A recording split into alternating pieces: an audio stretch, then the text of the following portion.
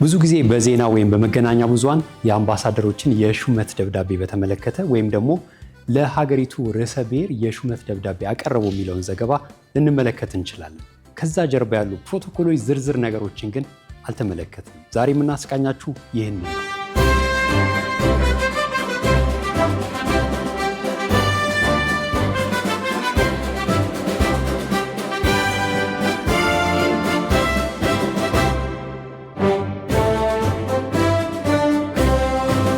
በዛሬው ዕለት በብሔራዊ ቤተ መንግስት የ11 ሀገራት አምባሳደሮች የሹመት ደብዳቤያቸውን ለሀገሪቱ ርዕሰ ብሔር ለፕሬዝዳንት ታዬ አጽቀሥላሴ አቅርበዋል። ይህን ስነ ስርዓት በተመለከተ ሙሉን እናስቃኛችኋለን። አብራችሁን ቆዩ።